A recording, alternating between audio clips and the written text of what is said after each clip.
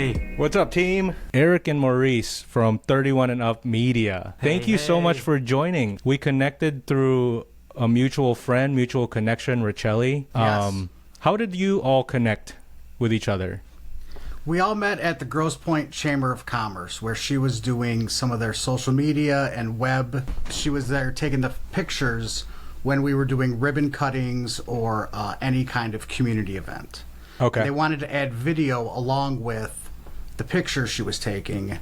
So we had just joined the chamber, so Maurice and I were starting to meet them at some of the community events to capture, be it a ribbon cutting or a 2 to 10 year anniversary where they would set off poppers. And then we would make a video of that event occurring, go around whatever business they have or whatever was going on, get some B-roll, and cut together a little piece for social media. Nice. So like the true power of friendship and networking is like in effect there, because that's, you know, Richelli and I went to college together, so Nice. the magic of this social media thing is do a podcast with her and she knows she has her circle, and it kind of just like now starts intertwining. It's just very cool that we get to connect and just talk about what you do, because I'm really interested hearing about like 31 and Up Media. How would you two describe the service that you provide? Like, how would you, like, what do you think your primary role is there? So we kind of divided the company. I come from a wedding photography / videography background. Me and Eric were both musicians in our 20s. Oh, nice. And I kind of had a side project going for a little bit, and he was helping me with social media. And then I had a donut company actually reached out to me and wanted to do some photos and video. And then the owner was like, I just want you to do all the social media because you already have all the content. So then I kind of reached out to Eric and said, would you kind of be interested in helping me? I'll kind of do some of the photo and video, and then you can take that stuff and use it on the social media platforms and stuff like that. And then that's kind of how we joined forces here. Coming out of the end of the COVID times, and Maurice was doing a couple different art projects, and we had been friends from being bandmates in the past.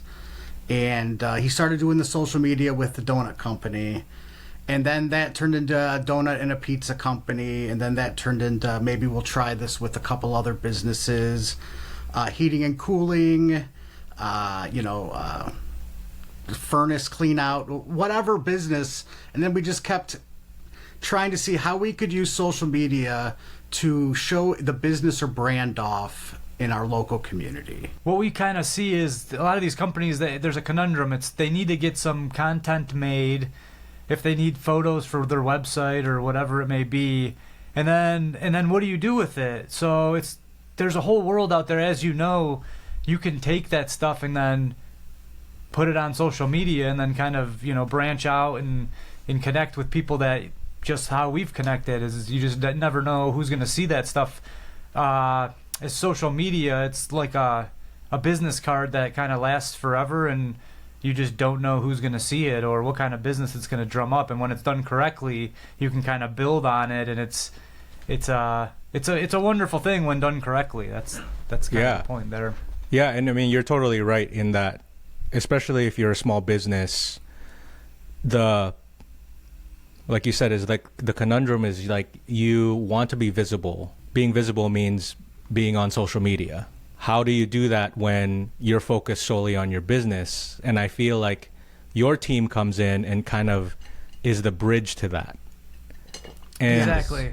We kind of approach the company where it's like, look, we don't want to step on anyone's toes. If you have somebody that's in your organization that loves social media, because the thing is you got to kind of enjoy what you're doing. Yeah. I like kind of the creation side of things. Eric loves getting on there and meeting new people and talking, and that's what social media is all about. Is just literally it's a representation. It's a digital representation of you.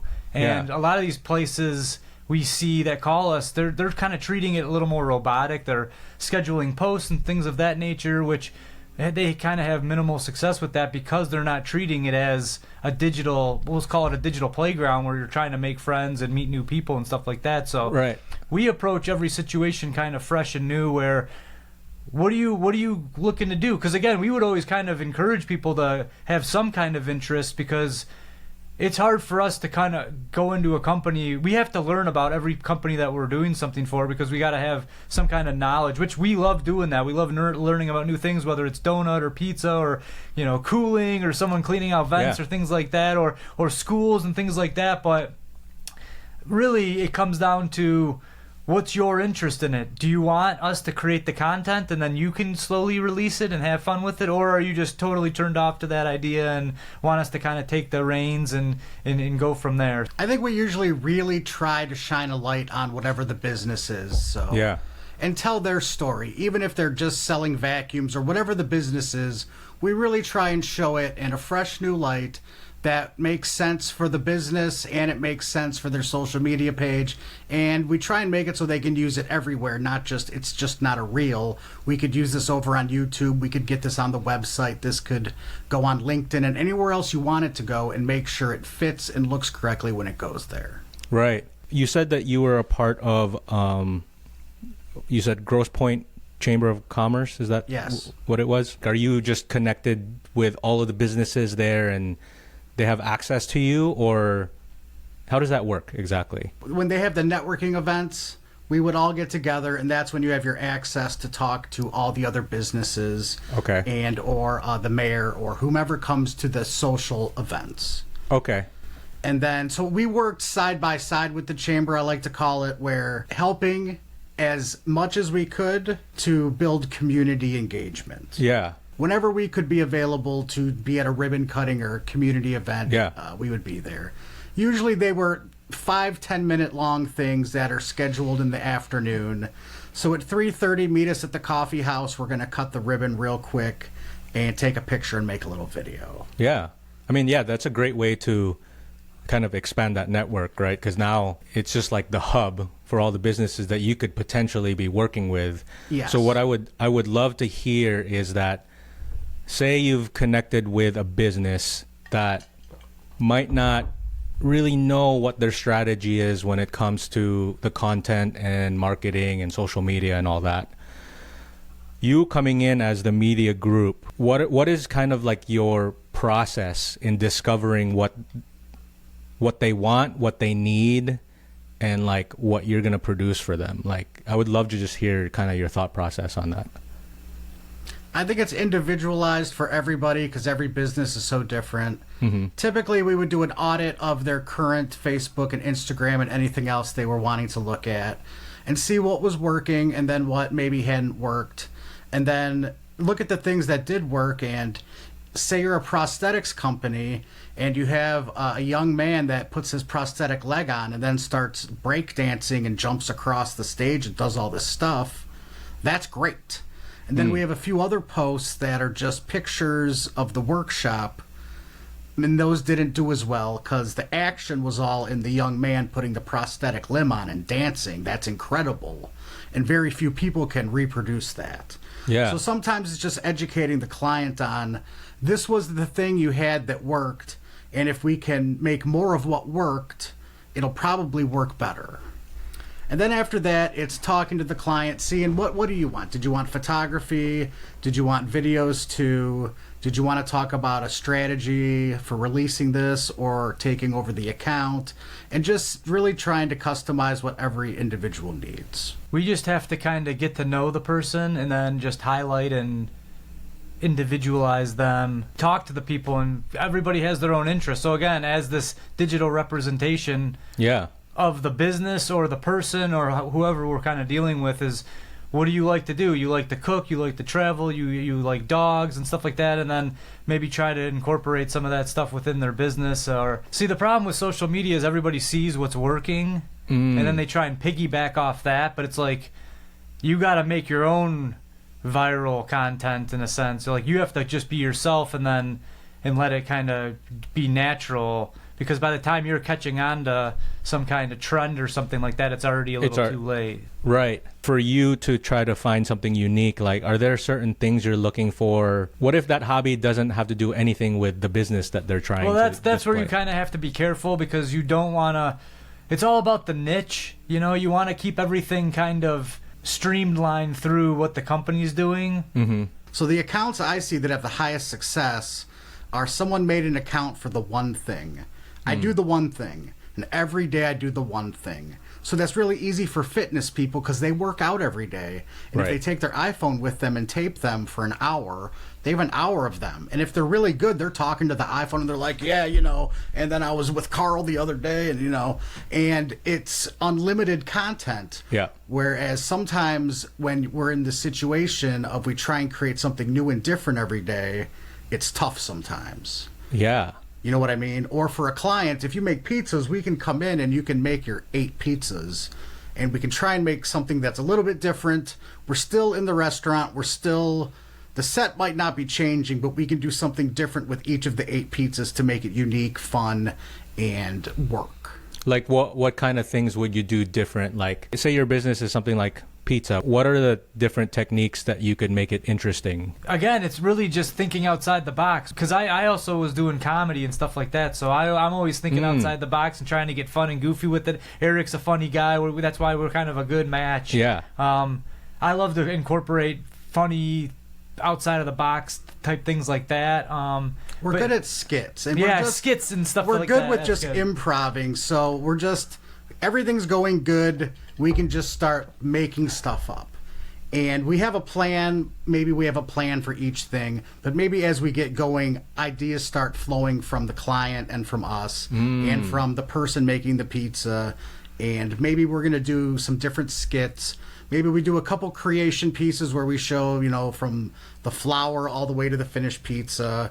Maybe we can get a customer interaction. Maybe we can get the owner to do something. Well, that's a good one. We actually were working with a pizza place, and the owner was describing a pizza, or he was talking about his business and something. And again, we come from the music, and he took something he said and turned it into some kind of like little rap, like techno thing, which was kind of cool. So it's really just getting to know the people, and we know that the owner was a friend of ours, so we actually knew him pretty good. We knew what kind of music he liked. We knew what kind of how he spoke. You just we got knew the where vibe. he was coming Yeah. from. So again, we were able to take his personality and then kind of bring it out and bring it into the digital world, and then that's how you're going to make more friends and just get to know people. So Gotcha. So you're as coming from a music background, so you guys are pretty much jamming on the spot there in the sense that like you kind of have your main rhythm line, you understand where you need to go, and you possibly have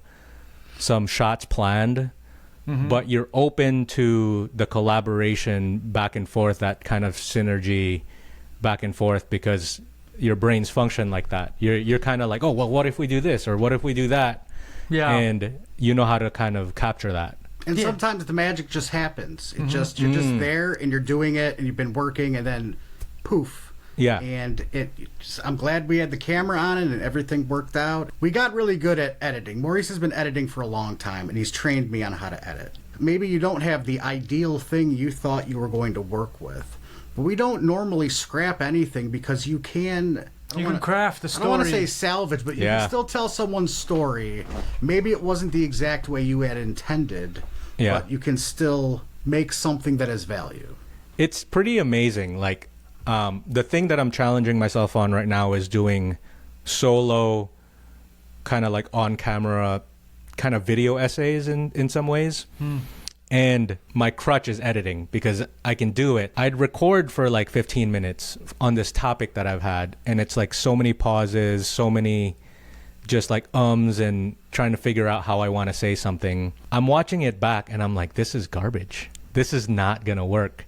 But then you get into the edit and somehow you could put it together, and it's like, all right, I mean, I wish I could do it better next time when I record, but it still works. Yeah. It's yeah, funny. So I come from the wedding background, and actually I talk to a lot of best men, and they're very nervous about giving their speech, and I'm like, look, man, I'm going to make you look good no matter what you say. Yeah. I have the power of the edit, and that it actually makes them feel more confident. They're like, all right, I've talked to them after, like, dude, you said that to me, and the worry went away, because I was like, I'm going to take out all your pauses. I'm going to take out... And the other thing is the more you start doing it, the more you start shooting with the edit in mind. And that just comes from experience, because I like to use the wedding stuff because there's a lot of stuff going on. You're shooting, the dress. You're shooting speeches. You're shooting cakes and everything. It's actually I call it. It's almost like going to battle because you got to be 4 different photographers or 4 different videographers all in the same day, and it's very. You got quick. one shot. Exactly. Yeah. So that for me was one of the best training courses I could have had, and then right from that I went into shooting improv comedy where we didn't even have a script. So we would go, and one of my really good friends, phenomenal improv guy, and I didn't want to hinder him. I'm like, just go off the rails. Problem is now I got to make sense of this thing in the editing room. So it was I'm putting a puzzle together where the pieces aren't even cut. You know what I mean? So it was like, but all that stuff, and this is a very eye-opening lesson. It's like, just because you think that you're training in one arena, like music, we both came from bands that like to improvise. So you train and you improvise, and it's just like, then you get used to kind of going and rolling with the show kind of deal, and you want to have all your facilities there. You want to know how to control your camera and all that stuff, but then you want to be able to the whole point is to be ready for when something happens that isn't planned. And that happens in the wedding day all the time. It's like, just be in the right place at the right time. A lot of people are like, oh my God, you're so lucky to be there. It's like, yeah, that was luck, but at the same time it was the skill that I've built to be there at the right place at the right time to be able to record that shot. Yeah. How are you managing your exposure if you're especially in weddings, right? I'm always like so fascinated by this. Is just like when you're going in from like daylight to like in and then out and then shade, and you're trying to capture like real moments really fast. Yeah. What's your management of that? Are you always like aware of that, or do you have quick settings? You're always aware of it.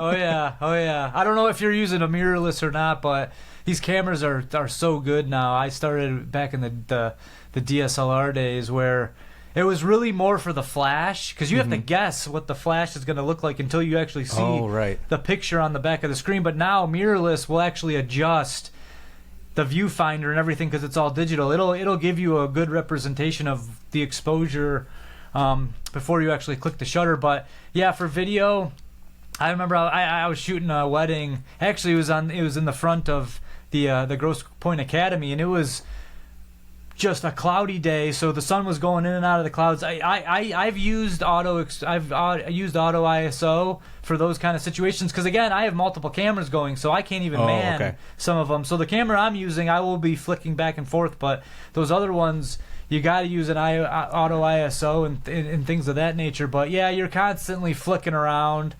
It's just the nature of the beast. That's a good tip. I'm not like a videographer at all, but I had we had some housework getting done, and my contractor is like a really cool guy, and I was asking him if I can get some photos and video of him just for some random content and all that stuff, and he was down because I could send him all the photos and all that. Absolutely. Yeah. And so we would go back and forth from the inside to outside while he was cutting tile. And I could not change those settings fast enough. It was just like a nightmare. It was just like all blown out. Yeah, it happens. Yeah. Yeah. So were you doing video or photos? Both. I was trying to juggle both on one camera. That's the other trick is sometimes I'm on the job and it's like, yeah, let's do video and photo, and he's kind of directing and stuff. So it's like, but I've gotten pretty good. We shot the, what was it? The Santa parade. Yeah. So he was manning a camera. We had to get video and photo. He was on a camera, and then I was like, you just focus on the video, and I'm going to run around. So I was flipping back and forth, going handheld. I was taking photos, flipping over the video, but the video's like, I have a Canon R5, and it can handle the highlights for the raw photos. You just got to be pretty close. Yeah. But the video is a whole nother animal, so it's like that's way less forgiving. Yeah. Which is it's just you learn so much. Really, photography and videography, like you can learn all the settings and all that stuff. But the first thing I should have truly focused on was the way light interacts with people, because I always heard, oh, golden hour or the blue hour, and I was like, what? Oh, it just let's take photos at this time because that's the time you're supposed to take it. I didn't understand that all lighting is emulating the sun. And when the sun has a nice cloud cover, that's like the biggest diffuser in the world. That's the best. I love that light. But then again, when you start getting more advanced, you want shadow and stuff because then you can start playing with it. But lighting is the first, second, and third thing you should be focusing on before any of the settings, especially with today's cameras where a lot of the stuff can be auto. But yeah, you need to learn about the exposure triangle and things like that. But the lighting is the key to everything. And like you just said, you never understand about, if I expose for you in a house, the outside lights are going to be all blown out, or if I expose for the sky, then the shadow over the subject and stuff like that. Eric, how much do you, like during day of shoot, how much work are you doing like behind the camera and like doing the technical stuff? It depends usually on what the needs are. Okay. If Maurice needs a second cameraman for the job, typically I'll do that. Okay. And then if we need more cameras than that, we'll set up some steady cams, monitor those. I will be on a monopod and Maurice will be running around. Do you have an ideal number of sources and cameras that if you had your perfect world in like any scenario, do you have like a perfect number that I think I could make it work at any time with this number of cameras? It depends on what's going on. He's actually helped me. He's been learning a lot because he came from just kind of working the digital side, the social media and the posting and the tagging and all that. But it got to a point where it was like, we need to kind of just have a couple of people out in the field. But he's actually helped me with a couple of weddings and stuff like that. It really is just, again, thinking of the edit. And if it's like a ceremony or some kind of live event, you really got to have 3 angles. That's like a minimum. Yeah. So we've got it down pretty good. Again, we've shot a couple of concerts and stuff like that. Usually we would have a nice wide, and that's kind of our fail safe. Yep. And then we'd have a couple of other angles if he's over on the side with more of a stable shot, more kind of punched in a little bit, then I can kind of shoot with a zoom lens, and I can be going in and out. So I know I can be going back to my stable shot, my main shot or whatever. There we go. Yeah, baby. I didn't know it did that. I didn't know wow! I didn't know it had like a that's funny. But just knowing what's available, and again, it all just comes from pretty much from failing, setting something up and being like, oh my god, I needed that. I just needed the master shot, I guess is what you would call it. Because if I'm going in and out, and then if he's running around, if we're not perfectly coordinated, then there may be a gap of just movement. So as long as we have a master shot, but to be all honest, we've shot so many events, I'm pretty confident with having 2 dudes. He just straight up focuses on video again in the thought process of exposure and just focusing on all that stuff. Yeah. And then I can do photo and video, so I'll usually just run around with a flash on my camera, and then I'll just go handheld because I shoot a lot of stuff in slow motion anyway. Yeah. So it's like he's kind of capturing more of the actual live event, and then I'm kind of adding typically B-roll stuff, slow motion and that feeds in nicely and allows us to tell our story, and then I can be taking photos at the same time. But we've done it so many times now. I like that, don't you? I think that's a pretty good system. I think 3 or 4 is definitely the right minimum. Between churches, schools, weddings, funerals, sometimes you can only be in certain places. Yeah. So it's nice to be able to set up maybe 1 camera over there, and it's going to get what it gets. 1 camera over here, and that's going to get what it gets. And then we can put a wide in the balcony, and then I can move around over here. You can run around down there, and we'll collate everything together and tell their story. Yeah, and especially when you already have in the back of your head, like you said, the edit in mind. Those coverage shots are your, like you said, your fail-safe. And lots of ceremonies have the same movement. Right. So the graduation between this grade and that grade, or the wedding ceremony, a lot of it is the same movement. So we have a pretty good idea of where the movement's going to happen. Yeah. Now, sometimes Maurice gets thrown under the bus. And How so? he's doing something where he has to move from here to there really quick. But between here and there, there's a gauntlet of 1,000 children that he needs to be in front of videotaping, running backwards all the way down for a processional. So what do you got to do? You just throw them bows? So What's up? Like, sometimes what's going on? Sometimes Maurice just gets thrown in, and it's just... He's got to keep moving. He's got to keep shooting. Like you said, it went from a yellow hallway into a dark cathedral, and it all happens. Right, But and lots of that time is back to the improv, where we're just thrown in. Something's going to change real quick, or oh hey, could you capture this one thing real quick? And sure, and then he's right there, and then it all happens. Yeah. There's something to be said about that experience. And this show, Craft Talk, I love connecting multiple disciplines and skill sets, and I've heard already like a few tonight that is all really connected. So you two started off as musicians. I actually come from a musician background as well, so that collaboration, that improv, you're both kind of in the skit comedy space, so there's a lot of improv there. You're dealing with networking. There's all of these things where weddings, things are changing really fast and you have to adjust to it. Those are all the same environments in just like different masks, I guess. And you're trying to capture lightning in a bottle. And Maurice, you said something really cool when at a wedding you were telling one of the groomsmen that, don't worry, I'll make you look good. And having that assurance made the groomsmen kind of like lower their guard a little bit and probably say his speech probably a little bit more comfortable.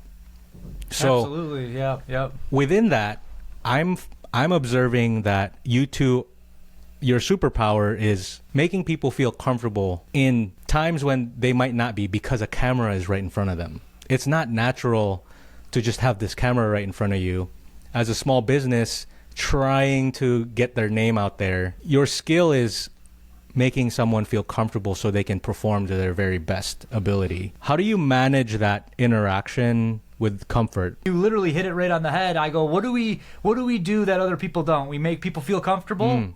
We think of good ideas and fun ideas and skits and things of that nature. So we're like an ideas company, really. Yeah. You're calling us, and yes, we have all the gears and we have all the know-how to run the thing and take beautiful photos and take great video and all that. That's awesome. But what separates us from the rest of the pack is the ideas, the ability to get people to feel comfortable, and that's he's worked in a band. You got to talk to people. You got to be friendly, you know. And everyone that, if you ask, hey, do you know Eric Novak, they're always going to tell you, yeah, dude, he's the nicest guy. He makes everybody laugh. He's got a great personality and things like that. And I can't tell you. And again, I'm not trying to like brag or anything, but most of the days they go, man, that was awesome. You did such a good job today. And they haven't even seen the video. They haven't seen one photo. They haven't seen one clip. But you know what? They felt good. They had a good time with us. They laughed today. And that's what they say. It's like, we just had a good time today. And that's what it's all about, is let's not look at this as some awkward, I got to speak in front of the camera, because everybody's nervous.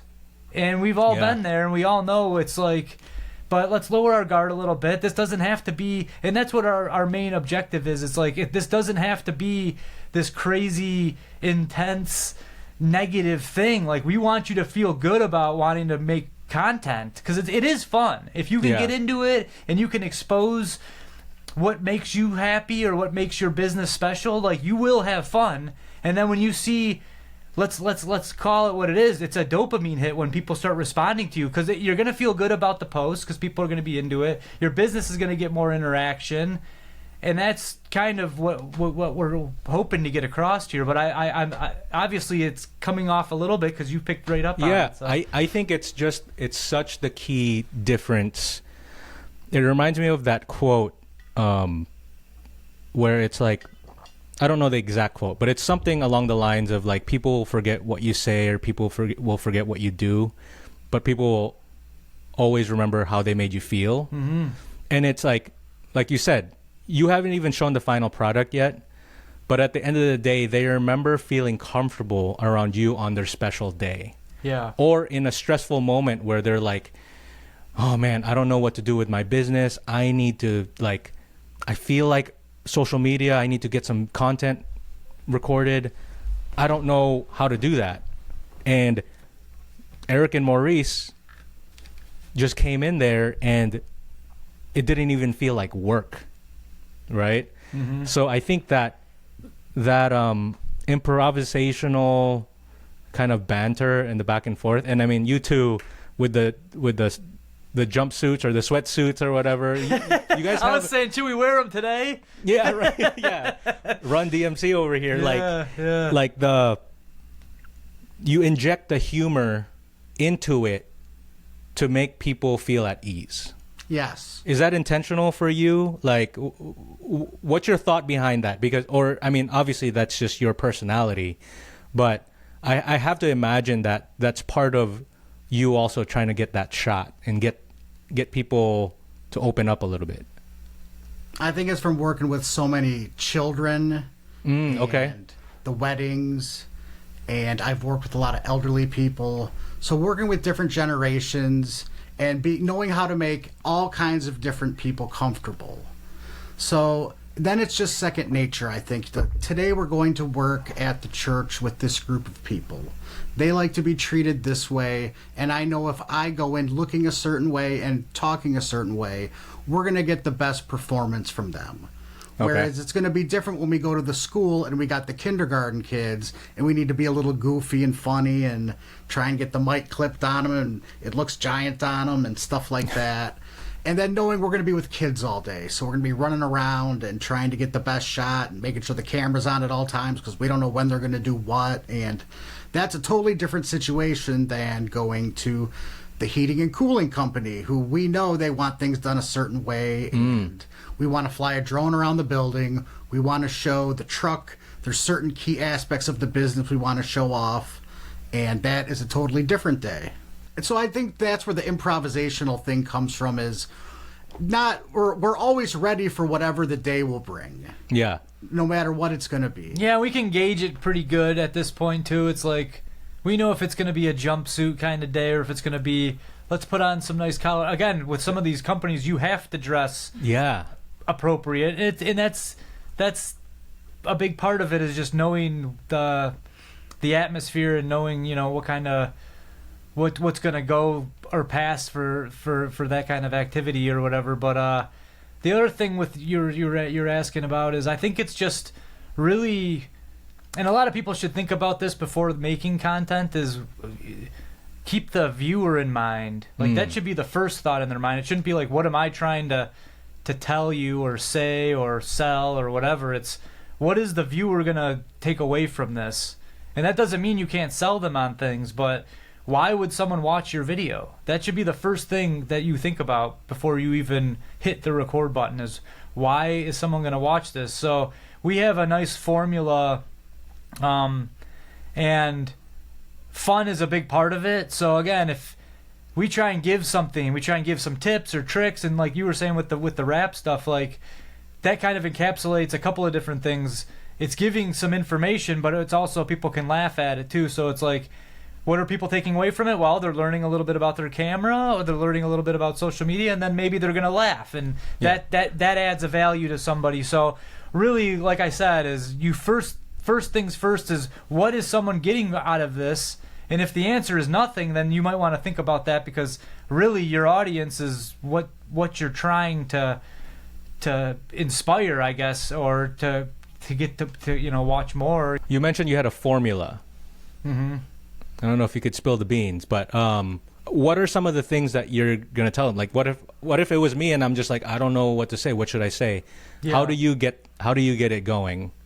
Well, we can spill the formula because we didn't invent it. It's I don't know Okay. where we got it from, Chris Doe or somebody, but they were talking about. Oh, Chris Doe. Yeah. Yeah. So it's not really a formula. It's just there's the 3 F's: is facts, feelings, and fun. Ooh. So Yeah. again, if you can have one of those in your video, that's awesome. If you can have 2, even better. If you can have all 3, that's amazing. We did some stuff with Ford. My friend's a salesman over at Ford, and he's up for anything. So I know his personality. So I know we could go hog wild with this one. So Yeah. we did like a Jurassic Park theme. So we had the music, and I knew that was going to evoke some feeling. And then as we kind of like reenacted a scene from Jurassic Park, but in the scene we're running from a car, the Raptor, whatever, and he's talking about.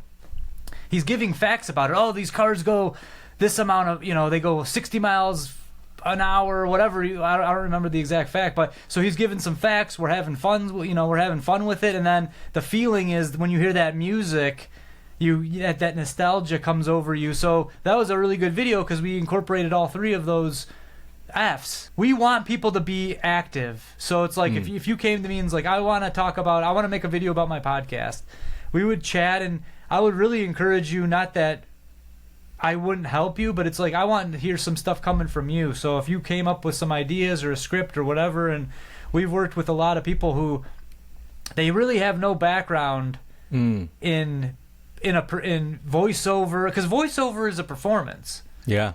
You see cartoons or these digital movies, that's a those actors they're good. You have to, it's almost harder because you can't convey any emotion on your face, so you got to really get it with the voice. And I've worked with some people that have never done it before, and it's just like you just kind of push them in the way that you see fit. And a lot of the time when they write it with their own words, Nice. We've been good with coaching people that need a little bit of help Yeah. and understanding that we've had people, and I've had people that I thought were going to be the most incredible read-throughs ever, and they checked all the boxes, and as soon as we got there and turned the camera on, something changed.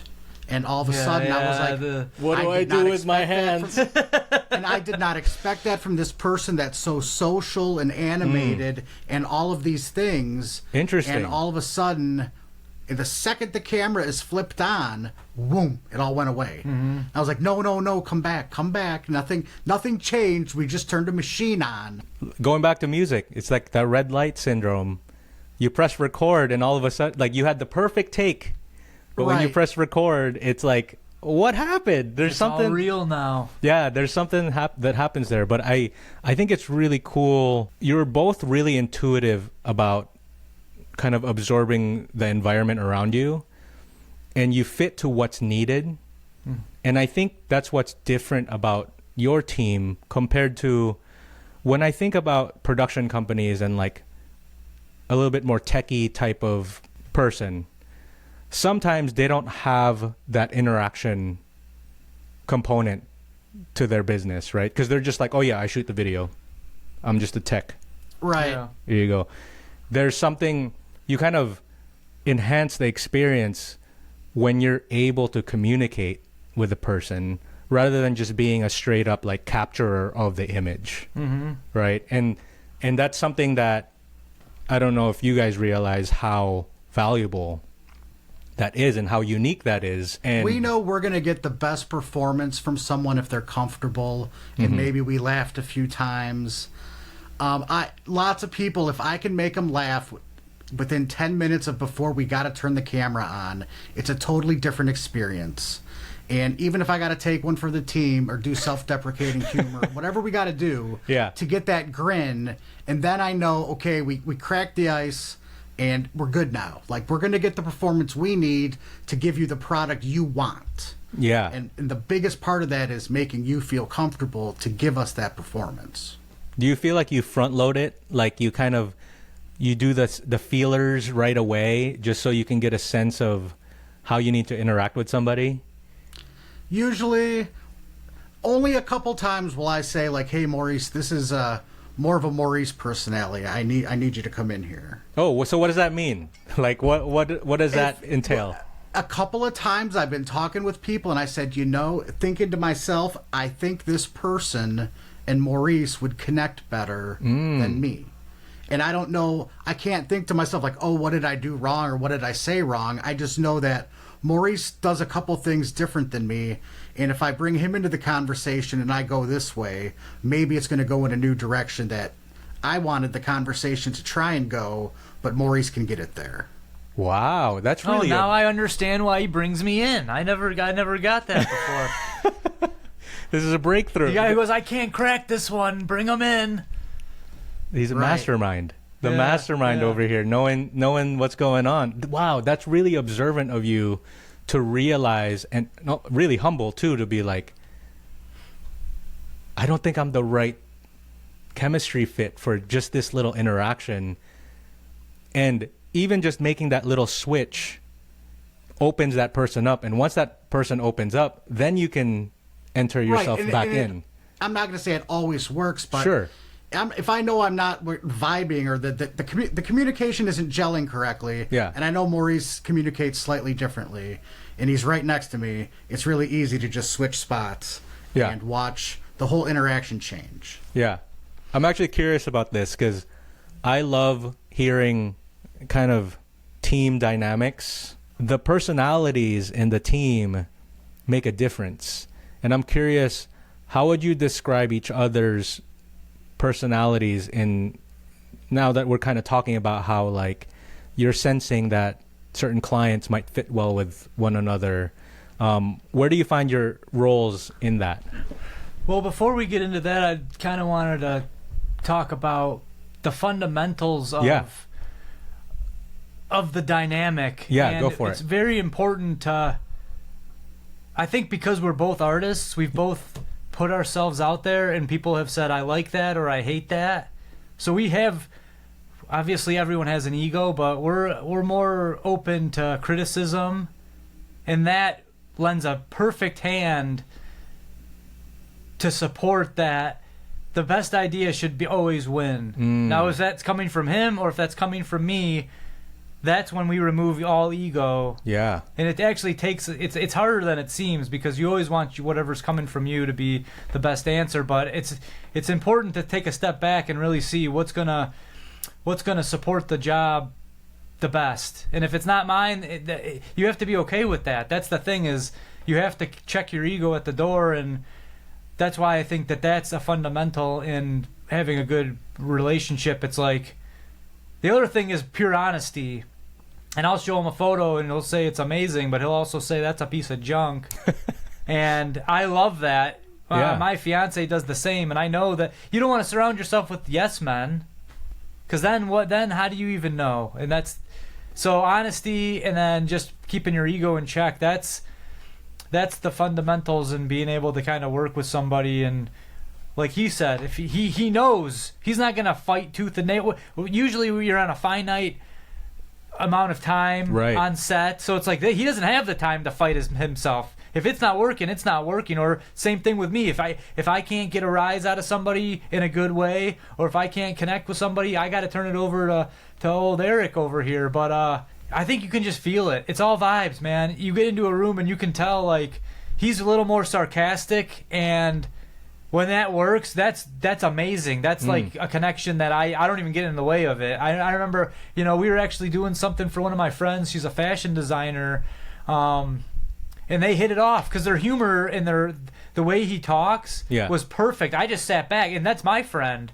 But now they immediately connected. I was like, that's beautiful. And it's just kind of, I think humans have an intuition that they, we don't give ourselves credit for, whether it's a sixth sense or whatever it may be. But it's really just, for me, I'm a vibrations man. Everything in my life is all about high vibe, low vibe, whatever. And you can tell when you get into a room with somebody if you're going to kind of gel with them or not. The company is ours. Right. So whatever happens is going to be a reflection of us, whether it be positive or negative. I would always rather it be positive, of course. Sure. So why does it have to be me? If it's not me, it can be him, and it's the same thing. It's an extension of me in a way. Yeah, it's it's like an unselfish way to look at it, because it's all in service to the final product. Yeah. And whatever means you get there, it's whatever it takes is what you're going to do. Eric, would you agree with that reading, Yes. that you're the sarcastic one? Yes, I would say we have different kinds of humor that work in different ways. Okay. And that sometimes if I get someone that is either current event based or if someone needs to make some political jokes on either dynamic, I can meet them there. Okay. And that I've found sometimes makes some personality types comfortable. Yeah, yeah. And then knowing that about all the different personality types, if it's sports or whatever the thing is, if we can talk about it or make a joke about it or get that going for a couple minutes before we go turn the cameras on and go talk about your vacuum cleaners, we're going to get a better performance. Everyone's going to be more comfortable.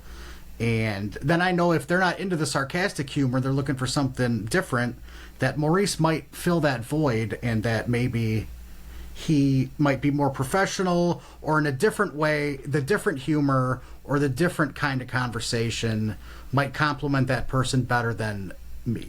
Yeah. And that's fine. Gotcha. Now, from like a team business perspective, how are the responsibilities split between you two? Are you doing everything together in tandem, or is one person more responsible for a specific task versus like the other? Like, what's the split there? I think it's split by some of the jobs, and I would do a little bit more of the social media posting and running the account. Maurice would be doing more of the professional videography, photography, and video editing. I might do a little bit more of the social media videoing and that kind of stuff. But definitely, I'm not going to say we stay in our lane, but we offer to whoever's strength is on the project, that person's going to take the lead. And the other person knows they have to do X, Y, and Z because the other person already has A, B, and C covered. Right.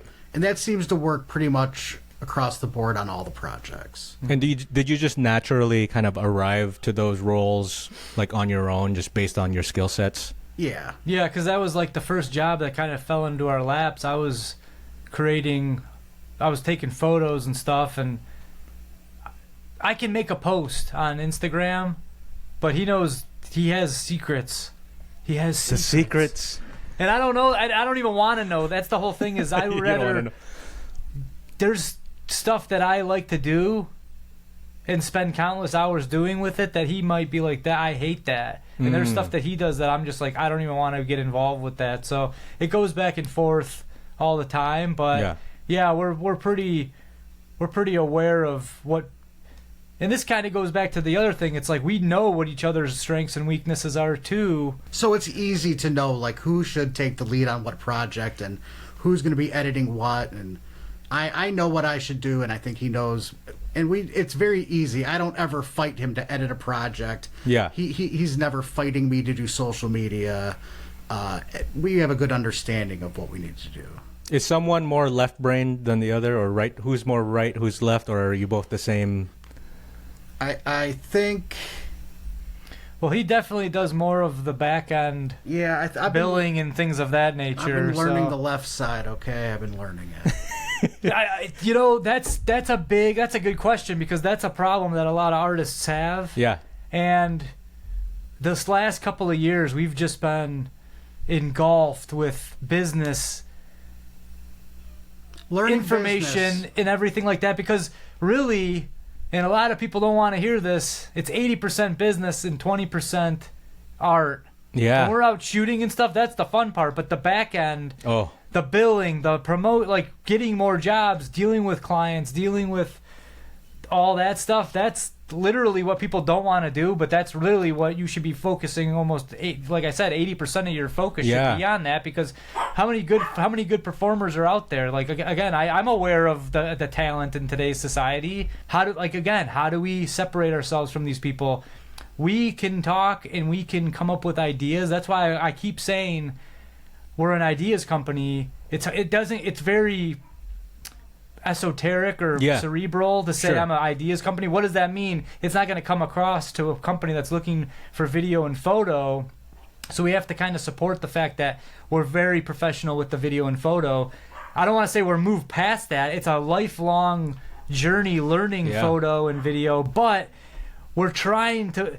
If you have a cell phone and a good mic, we're off to the races, baby. Let's make something fun. Again, we could take that and make a Jurassic Park ripoff or whatever the idea may be. That's what's going to separate you from the rest of the pack. Everybody can take good photos and stuff like that, and we understand the importance of having beautiful photos for your website and stuff like that. But the fun stuff, the interesting stuff, the personal stuff, that's what's going to separate you from the rest of the other people on Instagram, and that's what we try and show people. Is you're creating that magic that all parties are going to remember. There's an energy there that's exchanged. When you capture an authentic moment, there's some type of like thing where even if you're watching it digitally, you could feel their energy that was real. They weren't faking it or acting. You got to capture an actual moment. Yeah. And you can, every time you watch it back, you still feel the emotion from that moment. Yeah, I don't know what that is. I can't like pin it, but it's like you could just tell when something feels more real and authentic. That's what you're trying to capture. Yeah. It is funny because I've had so many clients before this company where this is going to be the easiest photo shoot ever. This guy he's a badass. Like this guy, he poses and stuff like that. Then it's time to do the photos. And I have all these poses and stuff like that, and it's like, oh, he's not reacting. So then it's up to us to kind of shift. How would you stand against that wall? And then they kind of stand, and then you can shape from there. So that you got to be ready to just take all your ideas and throw them out the window if it's not kind of connecting with your client. And again, we love doing it, so I don't even look at it as work. I think it's fun. It's just like getting to know people and bringing out their personalities, kind of to come full circle in this whole conversation. It's like, who are you? What do you like to do? How do we get you? The laughter seems to be the key to the. It like unlocks everything. Because you can get serious even after you're laughing. You know, like you can suck it in and be like, oh, boom, serious. It's like a little stress gets out, and then they're like, okay, I have my composure back. Yeah. Wow. Really random question. Say like weddings or any photos or video. When you have your hands in your pocket, are you a thumb out or thumb in? I like thumbs out. Thumbs out. Okay. little holster situation. I don't know about that. It's too much to get in there. Yeah, I'm actually really curious from like I should just survey photographers, right? Thumbs in or thumbs out, you know? I think it's all the situational thing, because again, I was thinking of a guy, just a singular person, kind of leaning with more like a laid back version, but I can see it. I've done so many weddings where I'm on the video side, and I've seen photographers like, all right, no one's putting their hands in their pockets. Yeah. Because again, now you're on a time schedule, and you have to kind of cycle through all of the catalog, all these poses. And you got to work fast, so it's like you don't really have all this time where it's like we're gonna go to Belle Isle or something, and I'm gonna take some headshots of you, and it's just me and you, and we can take our time or whatever. But these weddings, man, I'm telling you, it's one of the best tricks. Because again, then you also have to factor in everybody's drinking. So it's like, how do you be nice without yelling? Because I was on a wedding on Saturday, and these people were having fun, and it's like, you don't want to yell, but you gotta raise your voice so everybody listens to you. But then you gotta stay fun. It's an experience. Yeah. And you want them to have fun. It's their wedding day, so it's like. Oh, you two were made for this. Just the musician background, it's so, you have like a mix of like the chaos, but you can like focus within it. It's like you understand where you need to be and how you need to be there. It's really cool to hear. I want to end with my final question, and I ask this to everybody. Like, what is something in your current process or workflow that you're trying to improve? Like, it's not quite there yet, you could see it, but you're still kind of like right here, and you're trying to close that gap. Like, is there something that you're thinking of at the moment that you're trying to improve on? Mine would be business relations. That's what I was gonna say too. I think all artists were just like, I want to create the art, man. Yeah. But especially coming out of COVID, where we could do so much art. Yeah. And then like, oh, we could make a business, and it's like, oh, I didn't go to the Carnegie Mellon business school, so I got to figure this out now. Is there a certain part of like the business skill that you're trying to tweak? Getting it organized and then getting it more organized. Okay. So I think just everything, and then continuing to be able to organize it better. Okay. Because you have to get better at each part for each part to work better. Yeah. So my proposal has to get better, so my contract can be better, so the job can be better, so we can maybe ask for something better, so that we can provide you with a better product, and then repeat. Right. So and when make sure everyone's happy throughout the whole process. Right. So when a business comes to you and wants to do some type of project with you, but they don't know what, you can quickly present something with multiple options. Yeah. It's really the pricing of the thing. As we were talking about ideas, one video could be such a range of like what's involved with this. Am I writing a script? Am I writing a concept? Is that like are we recording live audio? Are we having music? So it's like, what's the level of involvement with this video? So that's what people don't understand. They're always asking for set in stone pricing, where that's so hard to give someone, because everyone's reel or video or short has a different idea. It might be a talking head piece and be awesome. We might need to fly the drone over the local high school and then make it look like it's exploding into a building and then have hamburgers shoot out. Yeah. That's different. That sounds amazing. That's different pricing. And then how much is the rental for the hamburger shooter? Jeez. Right. So it's just hard sometimes with, like, is that a $200 reel, or is that a $500 reel, or is that, now we're moving into, is that a $1,000 video, or is this, we're bringing 4 cameras and this is a big thing now. Yeah, there's so much like discovery questions that like you wouldn't want to just agree and say a certain price, and then all of a sudden you realize the scope of the whole thing is so big that you're just like eating the cost because you've agreed to something. And that's the back end too. It's like, well, how much is going in? How much are we going to edit this? Yeah, how long? Well, that's I'm thinking about even the pre-production side of what do we have to do here? Are we writing the whole script? Are we revising your script? Are we coming up with the whole idea ourselves?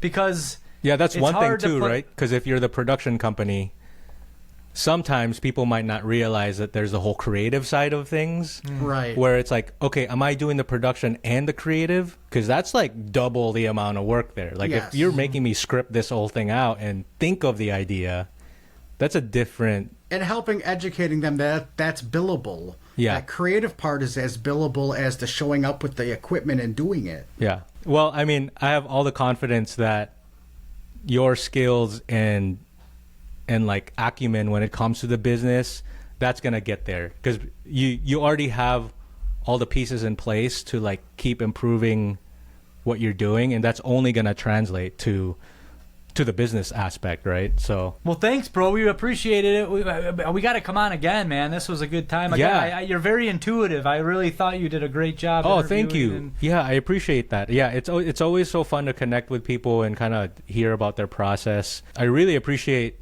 everything that you've shared, because it's what I got out of it is make people feel good. And you'll get the best performance. Yeah. And everyone will be happy in the end. Yeah. But with anything, it's just like, I don't have to be a production company. In my day job, if I have a good interaction with someone, the outcome of the thing, whatever the final product is, whether it's a video or just like an email or a report, it's all better. It's going to be better. Maurice, Eric, thank you guys so much for jumping on. And thank you. Thanks, brother. All right, everybody. Thank you so much for listening to another episode of Craft Talk. We'll talk to you later. Bye. Look at that, the thumbs up.